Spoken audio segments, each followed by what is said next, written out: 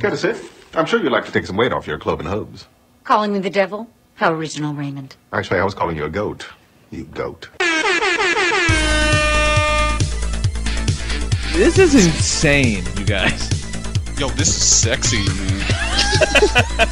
Broadcasting live from the internet, it's Tuesday night, and this is the PanelsOnPages.com podcast with your host, Lee Rodriguez. At the end of the day, babies are terrible people, and I'm not sorry for saying it. Jason Knize. Motherfucker, I won best costume. Jose Guzman. Yeah, I know nothing about Firestorm except for his hat's always burning.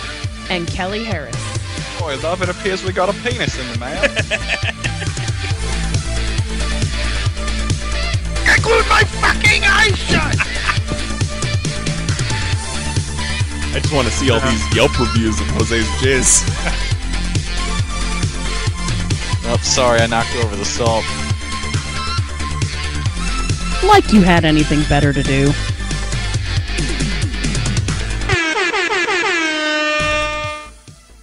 Hey, what's happening, everybody? Today is Tuesday, June 12th, and this is episode number 428 of the PanelsOnPages.com podcast. I'm your host, the Lord Reverend Lee Rodriguez, and joining me tonight, we've got Mr. Jason Knize. Please stop putting powdered sugar on things. And Kelly Harris. Not liking Super Smash Brothers is a bad opinion. You're bad for having it. Who doesn't like Super Smash Brothers? I saw a couple people pop What up a fucking today. dirtbag. I know. Just dirtbags.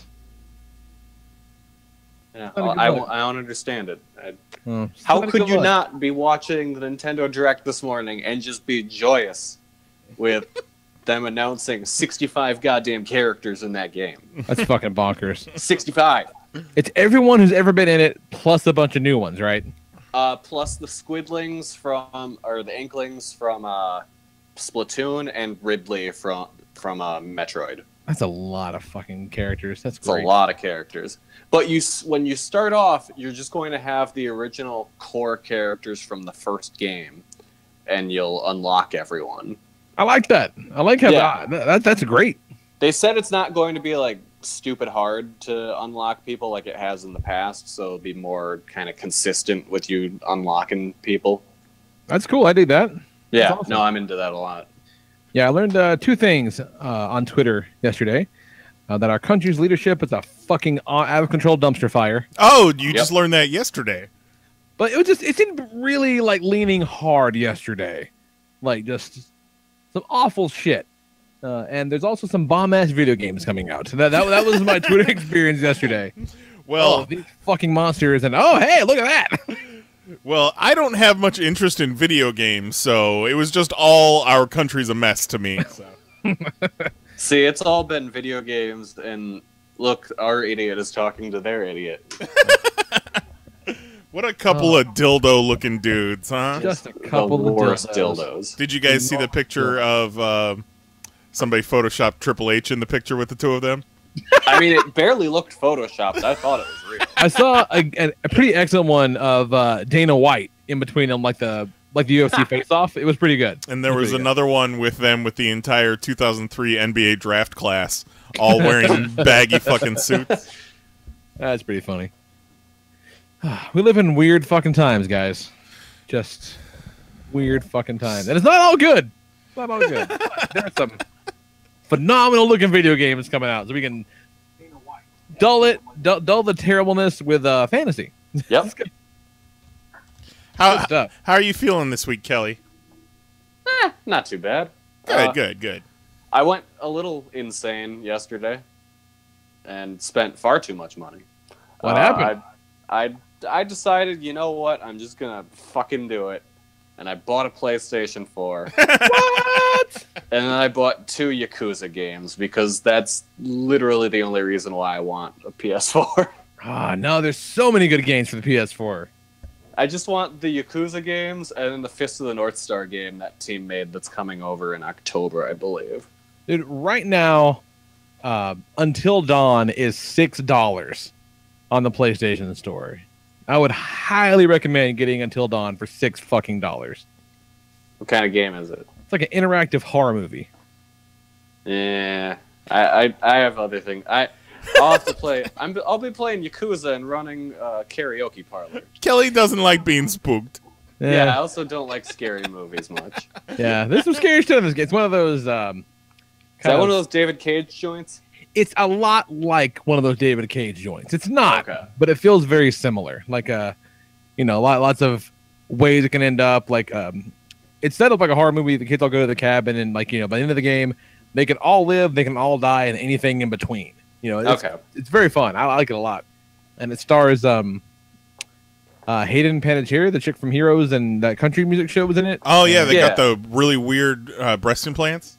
Yeah, and the homie that She was got weird breast implants. Oh boy, did she! When did that happen? Homie that was Ward on Agents of S.H.I.E.L.D. He's in it. Like some recognizable cats. Hayden Panettiere, breast implants. Way ahead of you. Yeah, I'm getting the PS2 PS4. I haven't gotten it yet. It's in the mail on the way. They put out a new special edition that's kind of blue with the 4 logo things. Yeah. It's like a terabyte hard drive, and it was only $300. Wow, that's kind of nuts. I'm having some. No, I saw that, and I'm like, well, now's the time to pull the trigger on this.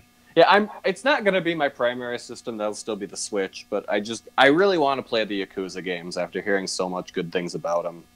Yeah, and there really are some pretty aces exclusives on there. Oh yeah. Every now and then there's something that pops up where I'm like, I wish I could play that, and now I'll be able to.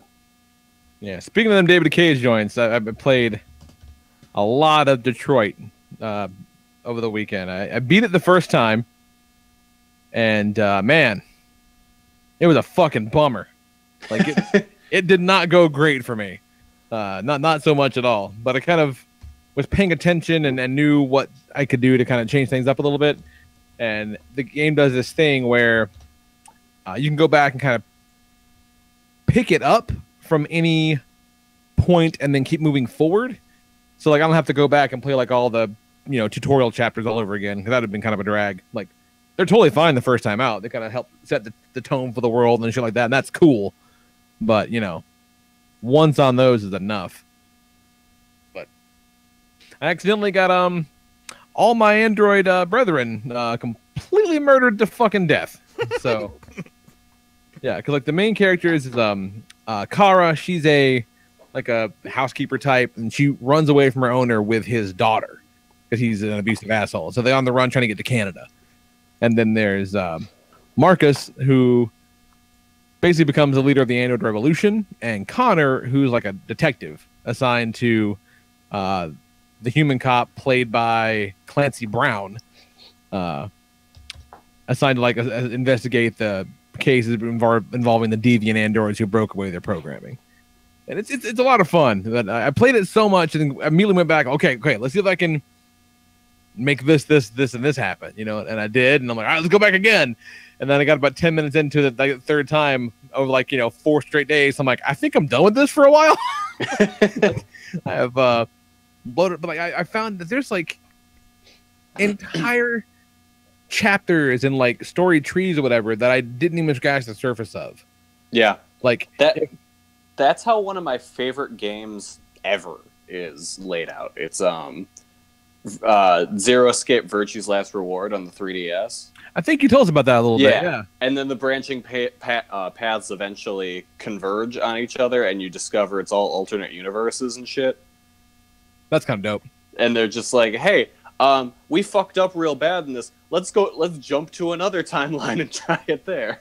That's nuts. But I guess if Marcus dies, then the option can present itself, not will, but can present itself for Connor the cop to take over the cause and lead the revolution instead. And I'm like, you fucking serious? I want to see that. I want to see that happen. There's one ending that I heard about that just sounds bananas. Yeah, and I don't want to ruin it for you, but I want to ask, because if you had seen it yet, but I don't know how to word it in a way that won't ruin it for you. It's cool. I mean, I'll get there eventually. I might not ever see it. What's up? Okay, there's an ending where, to try and win over humanity, all the androids sing a song on TV. I had the option to do that And why didn't you? because I chose to kiss his lady friend instead. How do you see? Oh, sing a song to make friends with everyone and think, nah, I'm not gonna do that. That same menu it said sing, kiss the lady, something else, I forget what, and the fourth option was dirty bomb, because he had at some point gained access to a radioactive cobalt bomb that's somewhere in the city, and I'm like, this is the second time through, so I'm like, these motherfuckers killed me last time. I have no reason to know for sure they won't kill me this time. Let's just blow them up. Fuck it. It's great. It's fucking wonderful. I'll go back and check it out again sometime. I'm on that new Kingdom Hearts tick right now, playing 2.8. So the first part of it is a kind of remake of a DS game. So it looks really good. It's on the PS4. But like the most insane thing about it is that it's Kingdom Hearts at 60 frames per second, which I've never fucking seen, and it's kind of insane. Like it might be too fluid for my feeble brain to handle. Boy, is it pretty. I saw that famous wife beater Johnny Depp is going to be in the new Kingdom Hearts game. Oh, yeah, he was in... Well, it won't be him. he don't think petty voiceover work. So it'll probably be an impersonator nowhere near as good as that asshole that ran around C2E2 all those years ago. That guy. He had it on lock, man. Man, they hated whenever we put him in the videos. But he fucking was good. It was fun. It was fun. You did a good bit. It was a solid bit. Like, not necessarily relevant, but, no, you're doing Captain Jack fucking 5 years later, but whatever. You got a good bit. Good shtick. You say 5 years later as if they didn't keep pumping out sequels to that movie. Fair enough. I think there's one coming out next summer, if I had to guess. I think you're right. Yeah. Really, you can just stop paying attention to that franchise after the first movie and be fine. Yeah. Although I do like Dead Man's Chest, because Davy Jones is pretty badass. Davy Jones is cool looking. That's the second one, right? Yeah.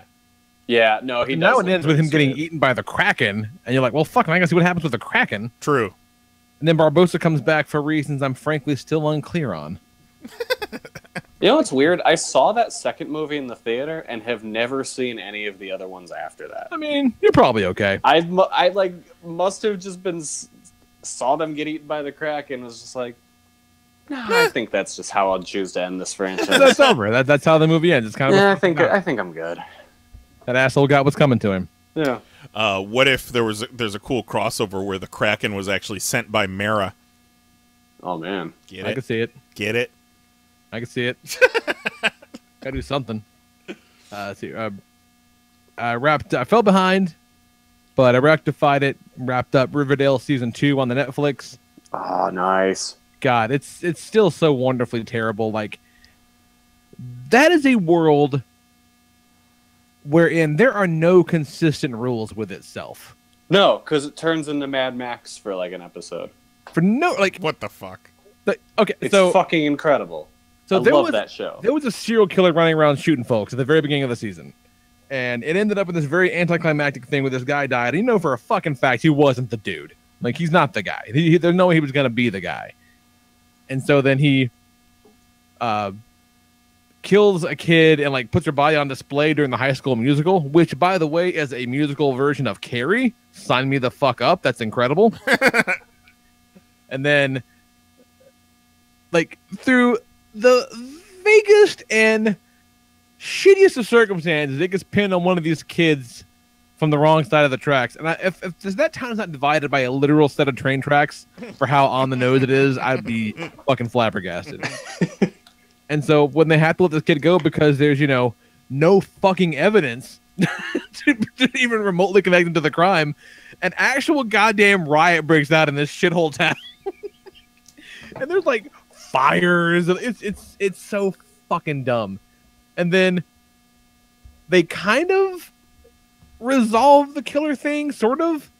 Kind of, not fully though. Yeah, because, like, I don't know that the other dude was Tall Boy. That doesn't make sense. That doesn't make sense at all. Like, we should have seen that happen. But I do love that, despite having seen, like, the regular ass, bar jail cells in the Riverdale Sheriff's Office for a while. It's come up from time to time, during, like, one of the final scenes, you went face to face with the presumed killer. Like they've got him behind like a Hannibal Lecter style like fucking plastic wall thing. Like where the fuck was that the whole time? Why does this shithole town have this? It doesn't make any sense. He's trapped on Magneto Island. Yeah, exactly. Yeah. And fucking Cheryl Blossom is suddenly awesome at archery and has like a Robin Hood cape. And now she's in the Serpents. Yeah. And again, that doesn't make none of it makes sense. No, it halfway through this season. Well, sooner than halfway through the season, it just became Sons of Anarchy. Yeah, but like nowhere near as cohesive because Sons of Anarchy is tight. Yeah, like it's like Veronica's dad goes from I don't like that Andrews boy, I don't like him shacking up with my daughter, to hey, you should be in my mob. And Archie's like, okay. I'm the All-American quarterback, but yeah, I want to be your teen high school capo, Mr. Lynch. Hey, remember that time Jughead cut a tattoo off a woman? Yeah, sure did. What is this show? It's fucking awesome. The greatest show on TV. It's fucking incredible. This is based on Archie. Yes, yes, it is. Every once in a while, something will happen, and Nicole will look at me and she'll say something like, "Did that happen in the comics?" And I'm like, "Babe." Let me tell you right now, no. Jughead never cut a tattoo off a woman in the Archie comics. That never had a chance to come up. All that motherfucker did was eat hamburgers. Somebody needs to do a really gritty, weird Bazooka Joe adaptation. It's so fucking weird. Like, it's... But I don't know that I would like it as much if it was not these weird Archie characters. Like, it almost has to be them. Yeah, no, It's that so adds silly. a lot to it. Like, I know it is ridiculous, but if you've not seen it, both seasons are on the Netflix. And it's the best show on TV. You should absolutely watch it. It's something real special. And then last big thing we'll talk about is I got myself some contact lenses yesterday. And it's been a thing. I have some concerns. Like, for as much as I was talking about not wanting to do the stupid eyebrow threading thing last week because it would like affect the profile of my face. Sure. Now I'm not wearing my fucking glasses anymore, which kind of affects my fucking face. Right. And your aura, your personality, like glasses are a part of that. Yeah, it's kind of weird. Like, and like I look like I'm getting ready for bed all the time. Because I told Nicole, I'm like, yeah, like for years, like if I'm not like showering or sleeping or like fucking, like the glasses are always on. And she's like, yeah, I guess you're right. Like, so I'm gonna take care of one of those three. And she hit me and I'm like, okay, guess not. Maybe not one of the three. Fine, that's okay. I didn't want to take a shower anyway. That reminds me, do you ever forget to take your glasses off before you have sex? Yeah. It's kind of like it's like knowing what Clark Kent feels like. Just a little. Just a taste. And I've had the same whack ass pair forever, and like they've all been kind of putty together for the longest time. So that's cool, and I didn't do terrible in getting them in and out. It was all right, but like I looked at the chick at the doctor's office. I'm like, okay, tell me this is not the worst performance you've seen of someone trying to fucking do this. And she's like, no, you're doing fine. Tell me I'm doing good. I need you to tell me I'm doing a good job at this. It's like, fine. Because the last time I tried this, I was in high school and nope. Ended up putting my fist through my mom's bathroom wall in just painful frustration and fucking rage. I was so mad and not being able to do this fucking thing that everyone in the world can do. So Nicole's like, don't punch my goddamn wall. And I'm like, it's going to be fine. Yeah, but shit, it's okay. You're touching your eyes. It is an unnatural thing. The only time I've ever dealt with contacts was when I was doing the Zombie Ed cosplay, and I had those whiteout contact lenses. Oh, yeah. And it's not fun. See, and I don't mind. I can do that. Like, I can do weird shit to my body. It's fine. It's just I have trouble manipulating the lens part. Sure. Because, like, at what point does my fucking eyeball stop and this tiny piece of plastic begin? I don't know. Well, man, that's deep. And she's like, oh, and by the way, like, you know, your vision's not going to be as good as it was. I'm like, fuck you. What? Why? Like, what are you talking about? And like, I guess the one lens I have on the right side is like not the one they want me to have, so I got to go pick that up when it comes in. But she's like, yeah, the like your glasses, and we try to get your glasses formulated to where they give you, you know, 2015 vision, so kind of better than like good vision. But the contacts we do 2020. I'm like, how about I get them 2015 contacts? Is that like we can just, you know, bridge that gap a little bit? And she's like, yeah, no. And I'm like, okay. Your logic makes no fucking sense, but okay. So what was the reasoning to go from glasses to contacts at 30-something years old? I've had just a rough go with glasses for a couple of years. Like I said, the frames I had broke. I had to glue them together. Sure. And I had to wait for my insurance to lap, and I went and I got new ones that I couldn't wear because they made me sick because she fucking sold me some shit-ass prismatic lenses I didn't want. Ugh. So those just went right into the drawer, and I put the shitty broken ones back on for another fucking year. And I'm like, all right, maybe if, you know what they're not going to do? They're not going to break. They're not going to slide around my face and make me sick. You know, I can lay on the couch and watch TV and not have to worry about positioning my head a certain way or whatever. I don't know. Did you? And I'm not half blind doing jujitsu anymore. I went jujitsu tonight, and I'm like, hey, this is a bold new world. Did you consider LASIK at any point? I'm totally considering LASIK. Maybe a week and a half after dealing with contact lenses in and out. Yeah, LASIK is probably on the table. I mean, like, we got some trips coming up next year, but 2020 looking good. It'll be symbolic. I guess that 2020 in 2020. There you go. I was recently considering the same, just not because glasses are a big problem for me, but, you know, sometimes when we're out and it's hot out, you know, having glasses, you got to take the glasses off to wipe your face off, and they get foggy sometimes. And yeah, there's a lot of, like, if I want to wear sunglasses, I'm not going to be able to see as well because my sunglasses aren't prescription. So I was like, yeah, maybe I should look into contacts. Then I was like, who the fuck does contacts anymore? Maybe I should look into LASIK. Like, it's expensive, but is. it's not like, it's not much more expensive than getting like 3 years worth of glasses or contacts. Right. And it's yeah. we're like 2 decades past people being afraid of getting their eyes burnt off doing LASIK too. Right. Yeah. So, I mean, if I can find some decently priced, I'll probably hit that shit up in a couple of years. Because I did say that when I was in the doctor's office trying to get them out, like maybe the first time, whatever. And it took a minute, you know. And I'm like, out loud, I'm like, I'm not going to want to do this fucking shit every day for the rest of my life. This is terrible. And she's like, oh, no. And she just like this. She's like, no, look, watch. You pull that motherfucker out, put it right back in, out, in, out, in. I'm like, okay, no, let's just show off. Okay, I'm struggling with here. All right. No problem. Good for you. There's no back shot, all right? Is that totally so long? Yeah, because walking out and we're losing you a lot there, Lee. Maybe hop off and the robots have come. Yeah. Those Transformers you ordered are back. Pepsi Twist Optimus is here. That was real bad. I thought we could power through it, but it just got worse. I was gonna say something, and I'm like, but what if it's just my shitty internet? I'm back. There we go. Welcome. Yeah, my internet's been kind of shitty the past couple days, so yeah, we'll see you when it pulls out. know, fucking net neutrality and all that. Yeah, don't get me started. That's all I got. What's going on, Kelly? Besides buying a goddamn PlayStation like a warrior. Yeah. I also made a deal to buy far too many amiibos from my friend John. He bought a collection recently, and he gave me first grab at whatever, and I'm picking up like 21 amiibos off him for like $200.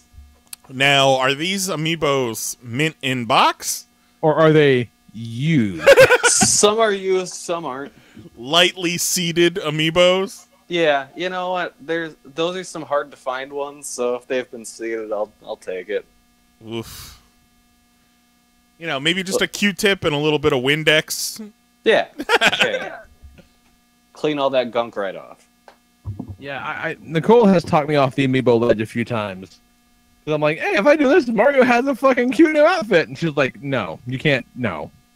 I'm drawing a line somewhere. No fucking amiibos for you. And I'm like, but what about? She says, what about the fucking box with the goddamn Infinity figures? My fair point. Yeah, Disney Infinity can die, but amiibos are forever. That's what we thought too. Uh-oh. We're losing you again, Lee. Should we... I don't know. I don't know. Maybe it'll be a real short show tonight. Maybe.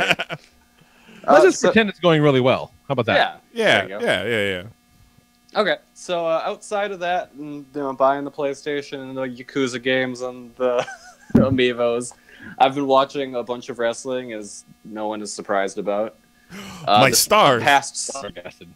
This past Saturday morning was New Japan's probably second biggest show of the year, Dominion, which capped off the Kenny Omega and Okada feud, which saw Omega finally win the IWGP Heavyweight Championship in a 2 out of 3 falls match that went for 70 minutes. Damn. And before the match started, Kenny had the most anime fucking thing ever for his entrance. Like, so before his music played, they played a short video of like Kenny kind of reliving all his failures leading up to this. And he's like walking down this corridor, and there's just Ibushi standing there with angel feathers all around him on the floor. What? Yeah. And Ibushi asks him if he's ready, and what did it cost? And Kenny just goes, everything. And then they show the Bullet Club logo, and it just fades away like what happened to everything in Avengers. So they just like, hey, you remember that scene in Avengers?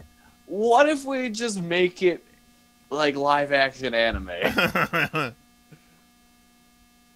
That sounds delightful.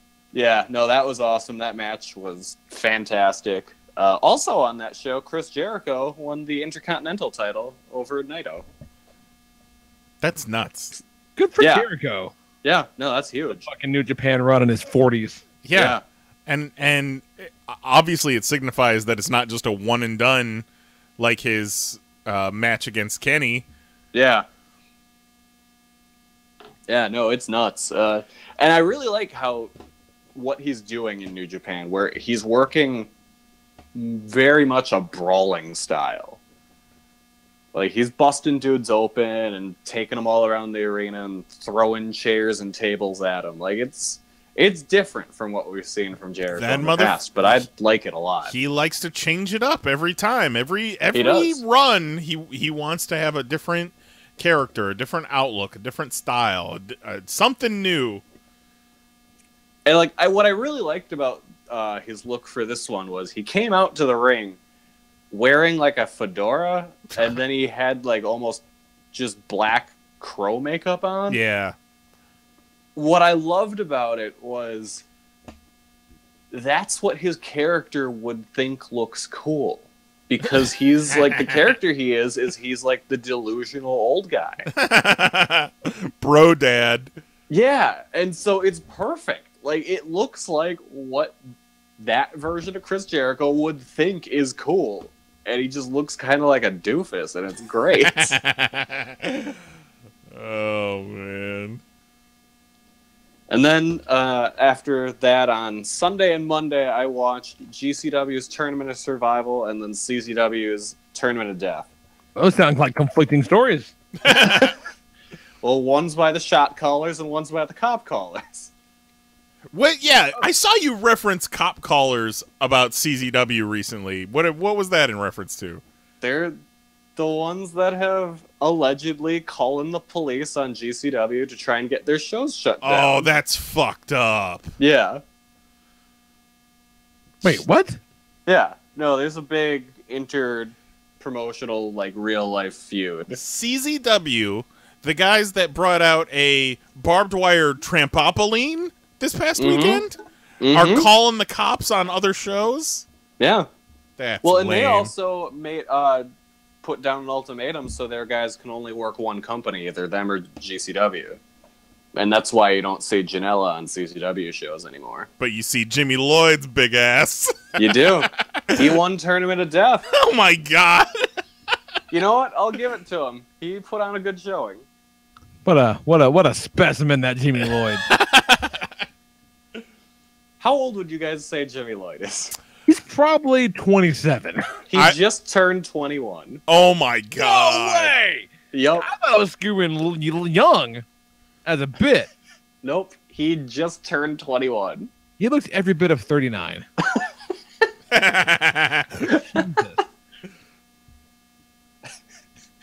Good lord. And was he really a child actor? I feel like we've talked about this before. Yes, not like a super successful one, but he was, yes. And he was in a movie with Robert De Niro or some shit? I think that's true. I might Google Jimmy Lloyd's ass right now. I know he has awesome taste in shirts. Well, you know, thinking back, imagine you're 20. Would you have looked at that guy and said, "Hey, cool shirt"? Yes. Yes. I don't think I would have. Yes. Yes. Probably yes. Probably definitely yes. Just glazed like a donut. You go to Jimmy Lloyd's IMDb, and all it has listed is CZW Cage Death 19. Maybe it's uncredited. Maybe. God damn. But yeah, so Jimmy won the Tournament of Death. I will say Tournament of Survival all around was a better tournament, but I think Tournament of Death had better spectacle. Well, I would imagine so. Like, they had the barbed wire trampoline. They make... CZW is good for one thing. It's feats of engineering when it comes to their deathmatch rig things. Because, man, that barbed wire trampoline is impressive. Because it sure as hell worked like a normal trampoline. But it was just barbed wire in a trampoline frame. That sounds truly terrible. Did they still have the springs? Like, yeah. Okay. So dudes hit it and they bounced. So the barbed wire was tied to the springs. Yeah. Ugh. Because, yeah, a guy did a Michinoku driver off of a scaffolding thing that was like 20 feet up, and they landed on like a bundle of light tubes on top of the barbed wire. So then they hit it and they bounced. God. Both guys were deemed they could not compete further in the match, so they're both eliminated. You don't say. Damn. But yeah, I will say, you got that High Spots Wrestling Network. Check out the Tournament of Death. Always a fun spectacle. Or, you know, don't. Bunch of cop Make collars. better choices than I have. This might not be your bag. All Some things being people equal, are this good might not be watching for you. a death match and never again. But Jeez, man, at man. one point, and both of those shows had a moment where dudes were just leaking bad out of their heads. On Tournament of Survival, at one point, Alex Colon kind of stopped the match so they could give him electrical tape to tape his head back together. Oh. Finished the match, though. That was a good-ass match. Jesus Christ. Can't be worth it. Can't be worth it. I'll say it again. It's all about the art. You know what? Must be. You just That's really what I've come to realize about deathmatch wrestling. It's not about the money. It's about the art. Being able to say, look what the fuck I did. Exactly. And on some level, I think we can all relate to that. Yeah. What's going on with you, Knize? I've had a very CM Punk kind of week this week. All right. So we talked last Tuesday. They had the results of his and Colt Cabana's trial, and they were both cleared. They won their case, so that was cool. Listened to Colt Cabana did little audio bits after every day that they were in court, and he released it as a podcast, so I listened to that. Oh, that's cool. And then Mr. CM Punk had his second UFC fight on Saturday night. Oh, that's right. And for shits and giggles, Mary and I ordered it and sat down and watched it, and he was the opening match. And I've seen a lot of like YouTube video titles that are like worst match in MMA history. I'm like, I don't know about that. Like, it wasn't a good fight by any means, but he went the distance, which can only be seen as an improvement from his first fight. Sure. Yeah. So the fact that he went the distance, he really did kind of get the shit kicked out of him. But hey, the guy he was against looked real shitty. Well, he never went for the finish, and that's Dana White was bitching about it in the post-fight press conference. Like, both of these guys are done. I don't know who this Mike Jackson is or where he came from, but he better go back there. Oh, all right then. I would cut him immediately. He was Because kind of he showed no killer instinct. yeah, no Just killer. He was cut him. showboating. It was not good, but Punk lasted, and really, we all knew that this wasn't going to work out. He probably could have come out and just wowed everyone, but after that first match, probably not. And to look at some of the other fighters on the card that are UFC veterans, former title holders that are the same age as Punk, who was fighting his second fight.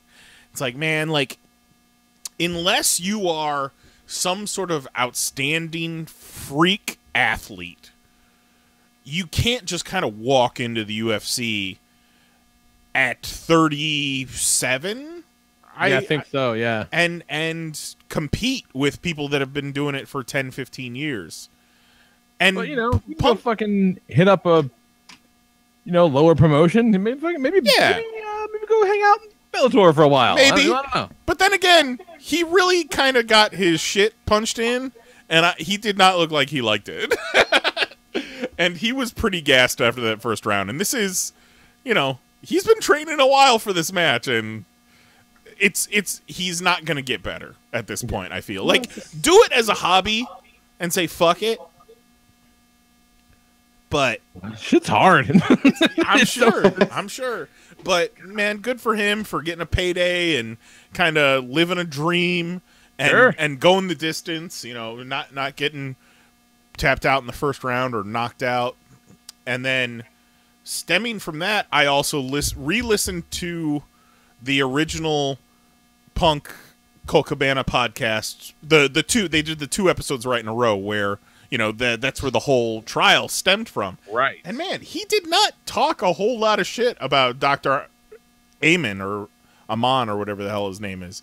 A couple times he dropped his name, but he was much more rough on Ryback. Ryback should have sued him.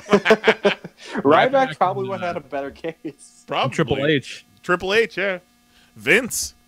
And then but, I think I hate the Dr. Amon though, because it's a dick move. Yeah, well, that leads into the next thing that I wanted to talk about is after Punk's loss, Corey Graves, who is, former wrestler, now commentator on Raw and SmackDown. Oh, that dickhead with the hair? Yes. Started... No, not Sam Roberts. started subtweeting Punk because I guess they go way back. They used to wrestle back in the early 2000s. And they're which is actually funny that this all happened because just the other day someone posted it and I was reading through Punk's live journal. Yeah. And at one point in one of the things he mentions R.I.P. to Sterling James Keenan's girlfriend's iguana. And that's what Corey Graves' indie name was. Yeah. They tagged for a time back in the Indies. They were in Ring of Honor together. I had no idea because, Corey Graves only recently came up through NXT in the past 10 years or so and then, had to retire due to injury. But yeah, he just Punk loses his match and then Corey Graves goes on a tirade about him on Twitter about how he's a disloyal friend and how he fucking cut all these people out of his life for no reason, just because of the name on their paycheck, so on and so forth. And really not a good look. But I can understand if they were friends and they stopped communicating, that there's some sore feelings there. But then I think about it this way. So Punk hates working at WWE. He's ready to get out. He fucking takes his ball and he goes home. They suspend him. And then, you know, he's calling to find out about these royalty checks. You know, he's still assuming that he works for them, but he's waiting for his money. And then not getting any answers. And then on his wedding day, he gets his walking papers. And has to... he didn't take them to court, but he got lawyers together and WWE's lawyers, and they came out to a settlement in regards to Punk's contract and royalties he was owed and all that. And that's when he did the Colt Cabana podcast. When everything was settled, he said, all right, so I can talk about shit now. And I'm free. I'm finally free of WWE. But then because of the podcast, he gets wrapped up in this lawsuit for 4 fucking years. And for all intents and purposes, the WWE is bankrolling this lawsuit against him. But it's the doctor against Punk, but WWE's got their hands in it, no doubt. Oh, for sure. So I can understand if I'm trying to get out of a job and they're fucking with my money and then fire me on my wedding day, that's one thing. But then I finally feel like I'm out, and then I get dragged for 4 years, potentially having to pay $4 million to this fuckhead, and WWE is, you know, puppeteering the whole thing. Yeah, I might not want to talk to you if you work with WWE. Even if we were really good friends, maybe I don't want to talk to you. I kind of get that. But also, Punk, he's an asshole. He's kind of an asshole. So there's that, and then there's also, this guy's coming for my fucking well-being. He's coming for the jugular. If I am talking to anybody that works in that company, that stuff could possibly be going back to hurt me eventually. So I just got to cut myself off entirely. Yeah, I totally get it. Lee, you've never been in a situation where you've completely cut people out of your life before, have you? No. Yeah, no, I don't think he's ever had to do that. You don't know what it's like. No, never. Not one time. But man, no bullshit. The list of people I used to fucking talk to. I mean, fucking, you figure it out. And, he got his shit punched in on Saturday night, but what a week that guy had, winning the court case, having his second UFC fight in Chicago, getting CM Punk chants throughout the match, which was cool. He didn't get a huge pop when his music hit, because I assumed it was a MMA crowd, not necessarily a Chicago crowd. But then those CM Punk chants started, and it was very cool.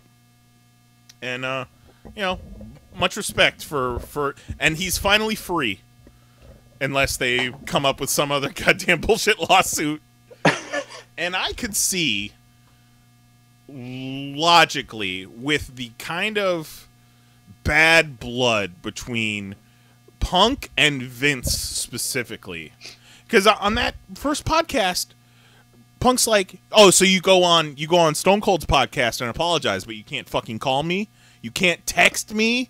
You fire me on my wedding day? Not great. I don't see Punk ever coming back to WWE. No, I don't either.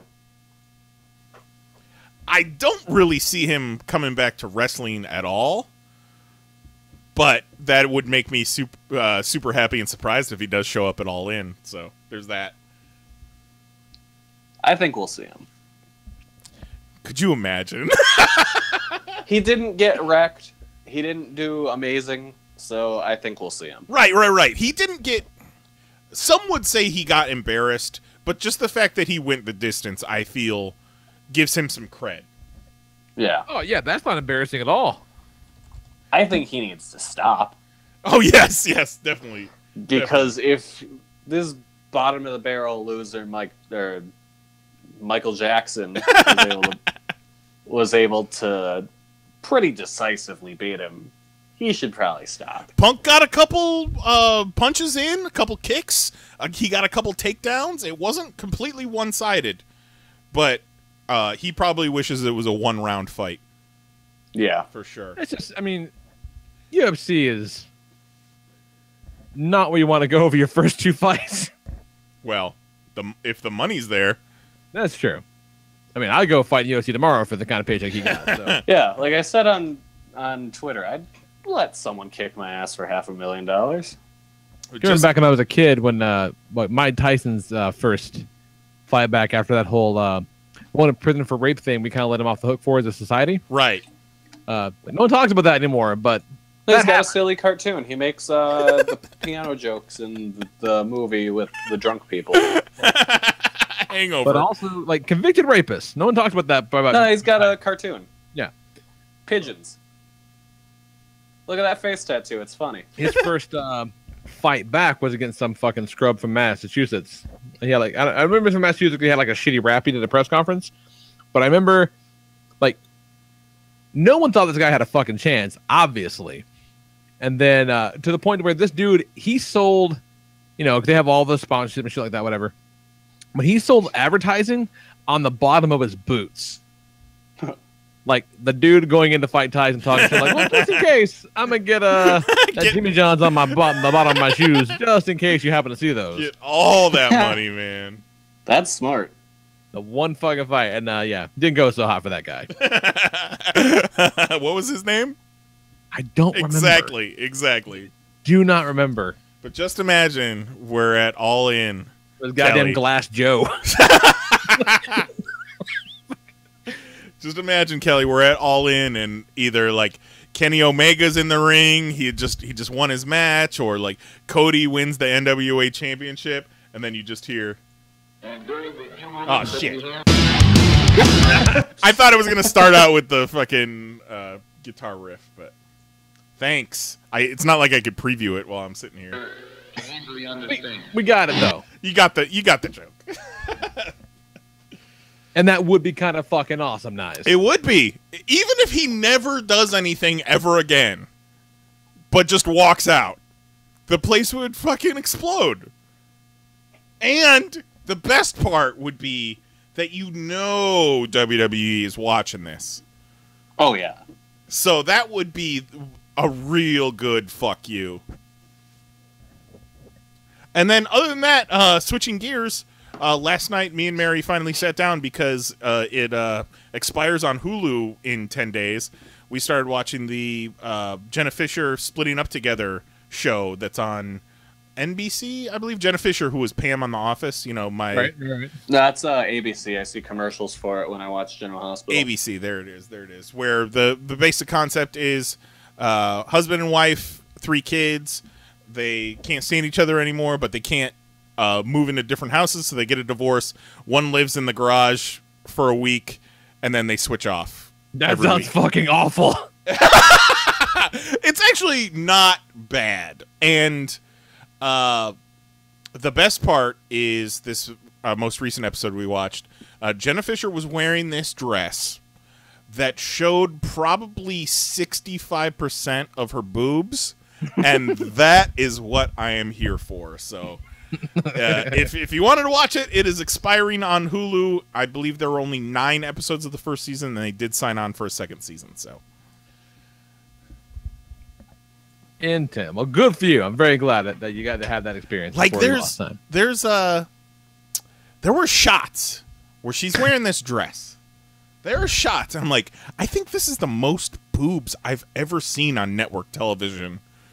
Nice. And there were points where she's out to dinner and she's holding up a menu and it's kind of covering things up, and I was like, okay, so I think they timed it to where, okay, we can only have her boobs on screen for so much time, so we have to hold a menu in front of it for other times. And then there's other times where she's just straight bending over, or you get a full side look at everything. It's like, oh, Mamma Mia.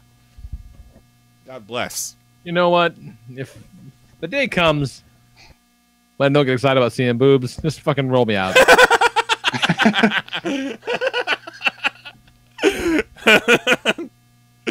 Yeah, at one point,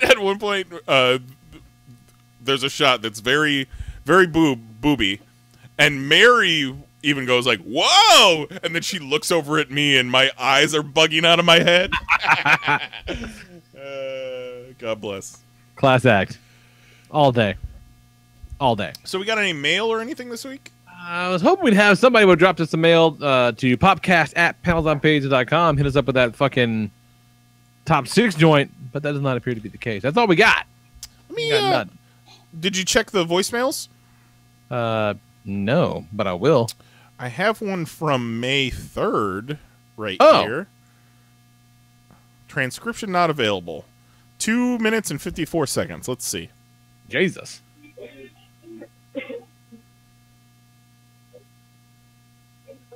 Sounds like somebody butt dialed us. Great deal. 2 minutes and 54 seconds. Cool. So the only other thing I wanted to bring up, since we're not really doing a news segment this week, and I brought it up on the population group on Facebook. Or no, I brought it up on the POP page on Facebook, and then also brought it up in our message. Apparently, Broken Lizard has talked to Marvel Studios, and Marvel Studios is like, hey, what do you want to do? Like, that's kind of cool. That is pretty cool. So what do you guys think? What do you guys think Broken Lizard would be good for as far as Marvel Studios goes? I could get on board with, it can't be Great Lake Avengers. Well, maybe it could be Great Lake Avengers. Like, why couldn't it be Great Lake Avengers? I'd say something in that vein, Great Lakes Avengers, maybe Next Wave. Ooh, Next Wave would be fantastic. Some of the comments on the post on Facebook are Howard the Duck, Damage Control, Great Lakes Avengers, Next Wave, and Next Wave. Min Nguyen says Rabbit would make a perfect drunken machine man. Yeah, I can be on board. I was just talking about Next Wave like a couple weeks ago and realized that book is like 10 years old now. Yeah, 12 years, because it came out around Civil War, and Civil War was 2006. You're right. Fuck. That's crazy town. That'd be great. Super Troopers 2 made $30 million in theaters, and it was completely crowdfunded. Wow. That's nuts. Oh, I want to talk about that too before we move on. I did go and I saw that Solo. Oh, yes! Over the weekend. And you know what? I fucking really liked it. Man, nice. it is a fun time. It's really cool. I don't understand how, if you like either if you like Star Wars or if you're not big on Star Wars, how you can't really enjoy it, because it's whole problem going into it was like watching the trailers. I'm like, this guy don't sound like Han Solo. Right. Well, in the movie, he fucking does. He's good. Yeah, like those nothing about the trailers or marketing for that movie do it any fucking favors, because it is way better than they will lead us to believe. Well, to be fair, they were probably still shooting it while they were working on the marketing. Could be.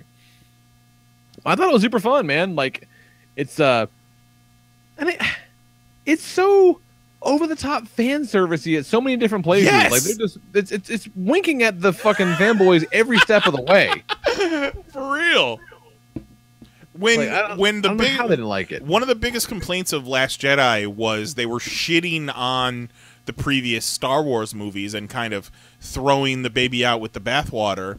This is that movie that those hardcore fans that just want the same shit over and over again were asking for. Like, it was fun. How much more fan service can you get than the Kessel Run sequence? the custom run sequence, and all this is like, hey, everyone know where he got his weird little gun? Here's where it came from. You know, like it's all there. You wanna know why the Millennium Falcon's such a catty bitch? This is why. Yeah. And all the Lando stuff is good. Like, oh, fuck that. Lando stuff is great. Yeah. Like, Donald Glover's fantastic, and apparently fucks robots, and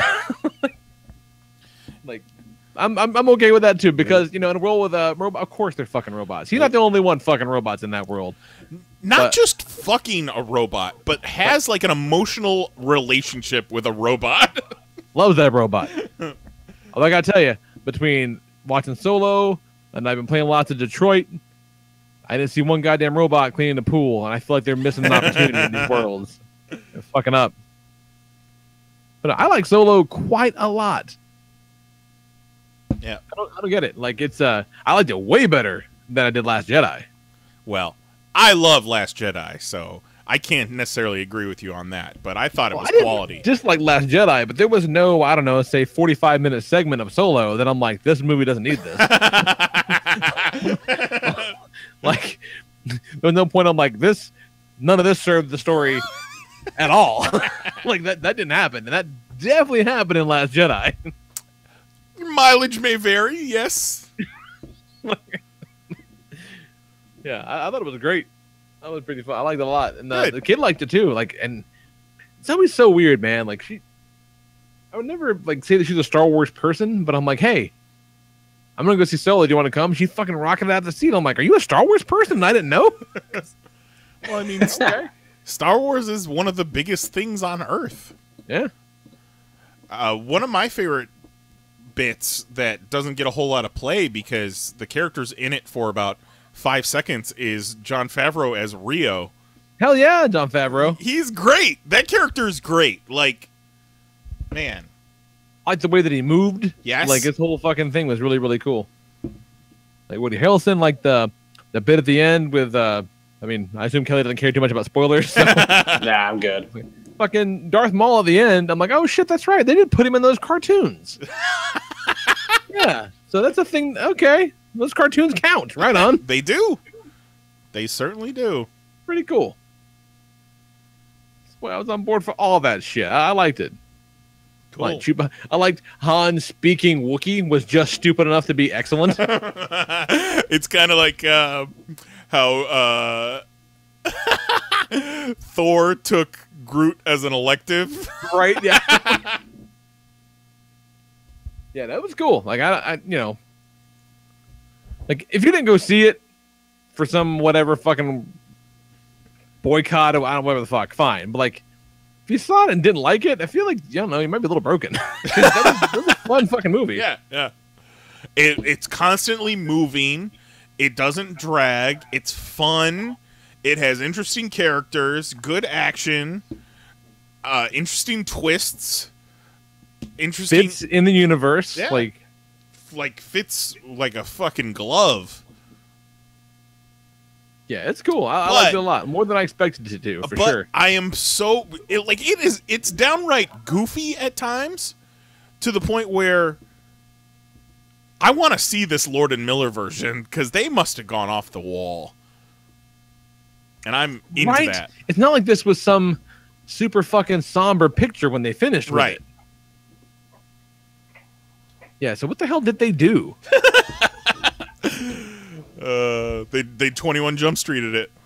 That'd be so fucking rad. Yeah, it was fun. I fucking loved it. Great. Cool. Well, since Jose's not here and Kelly's got to be up early in the morning, we're gonna make it a quick one tonight, folks listening. So you guys want to talk some comics and get out of here? Sure, make it quick. Yep. The problem with comic books is the ink comes off on your hands. Every time you turn the page, you have to wash your hands. I'm a little bit behind with last week's stuff because the week before last, Requiem of the Wreckers came out. And it had been a very long time since I read Sins of the Wreckers. So I reread that, and boy, is it good. And Are you saying you had to check yourself before you wrecked yourself? I was going to wreck myself again, but I actually needed to re-wreck myself in order to wreck myself proper with the new wrecking. Had to re-wreck for the Requiem. Is what we had to do. It's very, very important. That's good. It's a love letter send off to all those characters. Springer and Impactor and Verity Carlo and fucking the creepy ass tarantulas from Sins of the Wreckers, and Overlord got a send off. Like they're winding down all this stuff, and it bums me out 'cause I love it so much. But they're doing right by these characters. I appreciate that. But Tarantulas has this crazy ass time maze thing. His plan is to go back in time and fuck with history, but like by creating divergent timelines. Like he understands he can't change our timeline because he's not a fucking lunatic. He'll unravel the universe and shit like that. But he wants to go back and fuck with things and just his theory is that the Cybertronian conflict between Autobots and Decepticons is almost a living being. He wants to fuck with it, wants to poke and prod it. Overlord just wants to fight Megatron before he becomes a pacifist. So they team up. And so they're kind of big fight scenes. People die. Shit's terrible. It's very emotional. And then the way that Springer defeats Overlord, because he can't be killed, is Overlord transforms into a plane and a tank. Not like a triple form, but he has two separate, a plane and a tank combined to make Overlord. That's how he works. So in order to defeat Overlord once and for all, he opens up the time maze thing to the farthest point in the future can go and drops the jet in it, and opens it in the farthest point in the past and drops the tank in it. I'm like, that's fucking cool. That's really rad. That's a thing you can only do in a Transformers comic book. It was pretty great. I liked it quite a lot. Deathstroke 32 came out, and that's that Batman versus Deathstroke business. And distractingly bad lettering in some of these pages. Yes. No, you're right. That kind of bothered me too.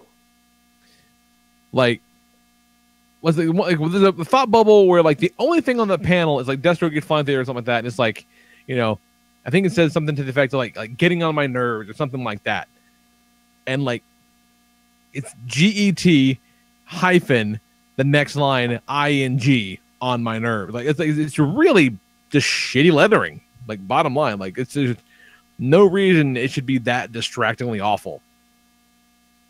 Because when's the last time you noticed lettering? You only notice it when it's bad. Exactly. It's really shitty. Not great. Do better, fella. Sorry. But all these letterers are like, oh, I want more exposure. Why don't they mention me more in articles? And then this guy just fucks it up for everybody. Did not love Batman 48. I enjoyed it well enough. Like the Joker in the church thing, like it's better than the Booster Gold shit. Oh, 1000% yes. That's just the last time we saw Joker, he was fighting fucking crazy Hawkman in metal, and I feel like there should be some, I don't know, but this is one of those three Jokers, I guess. I don't know. It's all very unclear. Like, it just seemed very out of touch with the rest of the world, which I guess they're kind of doing their own thing in this book. That's fine, I guess. I didn't hate it, but it just, I don't know. It seemed very separate. And like, why did Batman just beat the shit out of him? Like, what the fuck, Batman? Getting soft as you go towards your wedding. This is why we didn't win football, Batman. That might be why. Get your fucking shit together.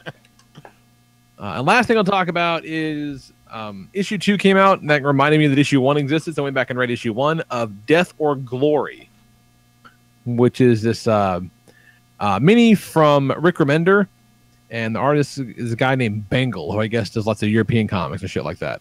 And it's cool. It's this girl who kind of lives off the grid, lives with this old man who took care of her whole life, and he needs a liver or a kidney or something.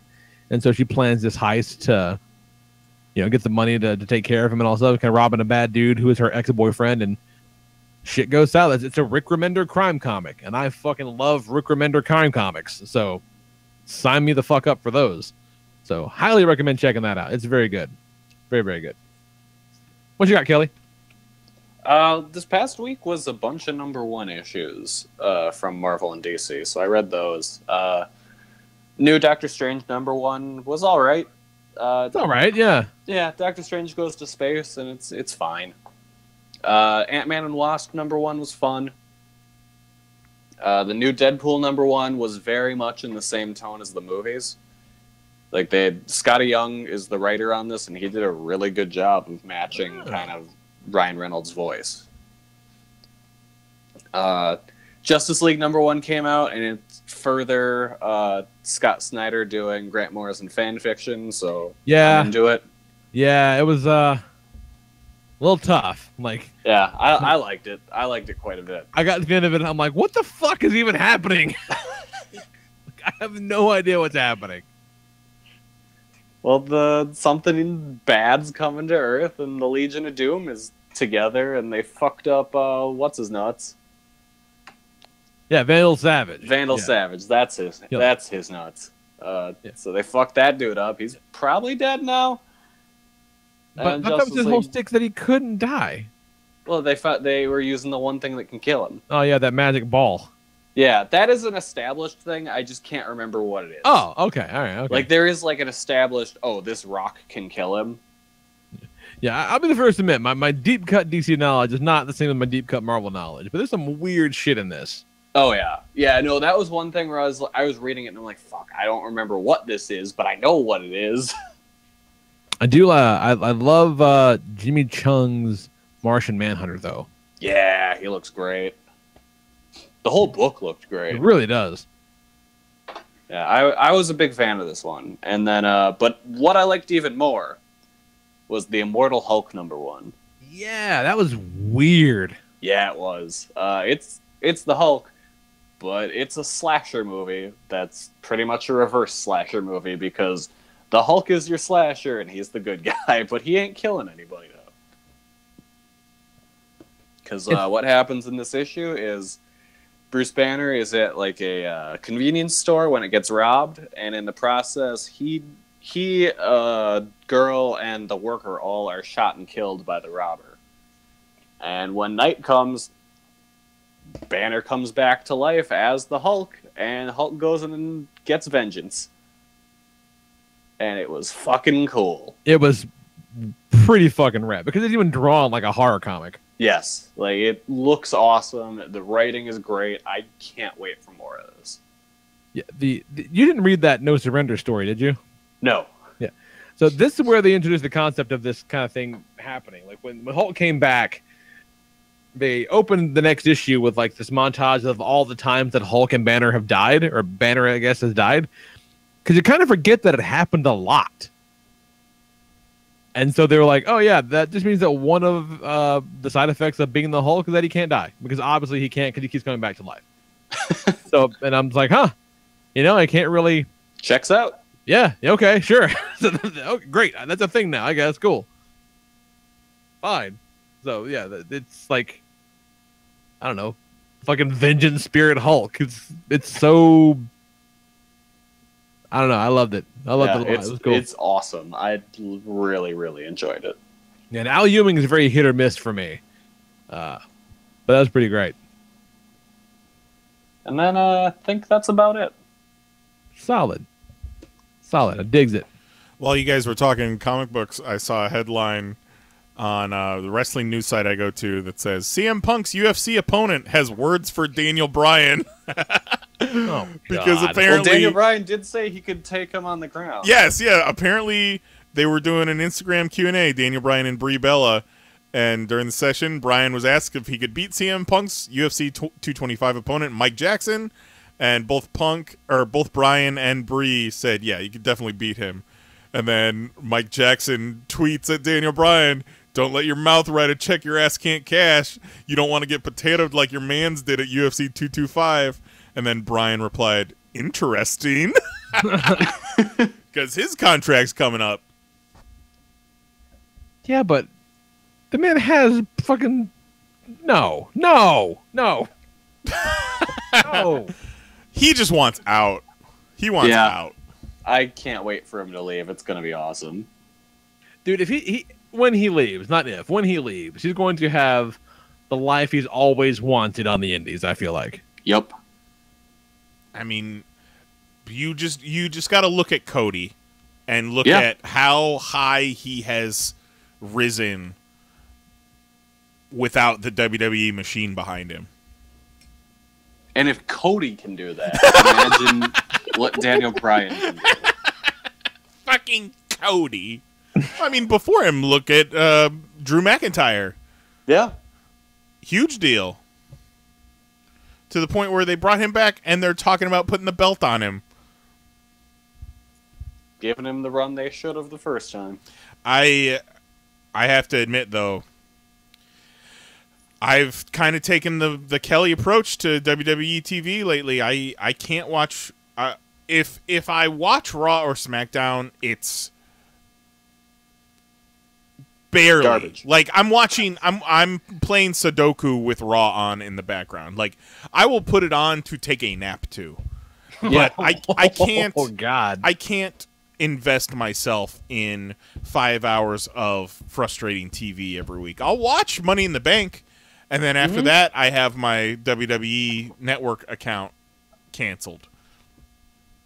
It's just a shame, man, because, you know, I want to see Ronda do good. There's so many great wrestlers, both male and female, that I love in WWE, but it's all such trash.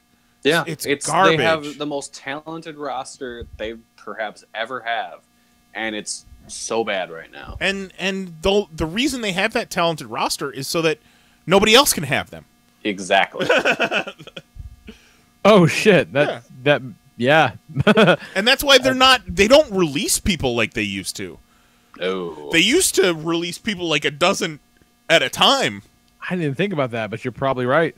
Yeah, no, they just hang on to people now. And like Punk said in those podcasts, they bank on the fact that people are there because it's their dream, and they can fuck with them and not pay them what they're worth because of that. Because they're there living their dream, and this is what they want to do their whole life. Like, I still see WWE as being a bucket list type thing, but like a get in, get out type situation where you can go make the big splash in NXT and then WWE, and then get out of there and then go make money on your own on the indies. Yep. That's the way to do it now. It's a shame, man. It's a shame. They could be doing so much more. But they're too busy playing. Damn shame. But hey, I've said it before, I'll say it again. Quality has never mattered less, because fucking Fox is paying them $1 billion. Yeah. Like, it's so sad to think that they make me not to want to watch Asuka. Yeah. Whenever someone that I like gets signed, I get really bummed out. Yeah, but they at least have a good run in NXT. Yeah. Like, Asuka had an amazing, groundbreaking run in NXT, but it's that call up to the main roster that is always a bad sign. Because, like, where the fuck is Sanity? Where the fuck are the Authors of Pain? I mean, look at... Did Sanity actually ever get called up? Did you say Authors of Pain? Authors of Pain. You saw Authors of Pain when we watched TakeOver during WrestleMania weekend. There were the two big fucking Samoan dudes. Oh yeah. Okay, like the twins. Okay. Yeah, with the masks. Yes. Okay. Yeah. And they're finishing. They're the Authors of Pain, and their finishing move is the last chapter. Get it? That's pretty clever. But like, even if you look at, I can't even fucking think of their name right now. No flips, just fists. The Revival. Dawson. Yeah. And Dash and Dawson. Yeah, the Revival. Like, they were huge in NXT. Huge stars. And what are they doing now? I have no idea. You can watch them every week on Main Event. Watch them wrestle the Ascension forever. The Ascension! Look at the fucking Ascension! Okay, I don't know much, but I know those guys look like assholes. Yeah, but they were great in NXT. They were the longest running NXT Tag Team Champions. Looking like that? No. They changed their gimmick and their look when they got brought up. Okay, because that's like one of the worst. Like that's a 1980s gimmick. Well, it is kind of a 1980s It kind of gimmick. always was, but that was kind of their charm. Yeah.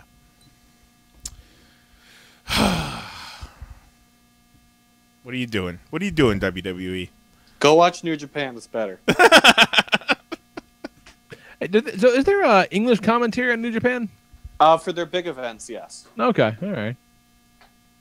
But isn't it usually trash? It's Josh Barnett and JR. That is for the stuff that's on Access. The show, okay. Yes. The normal announced team for New Japan is Kevin Kelly and Don Callis. Kevin Kelly. That sounds like a fake name.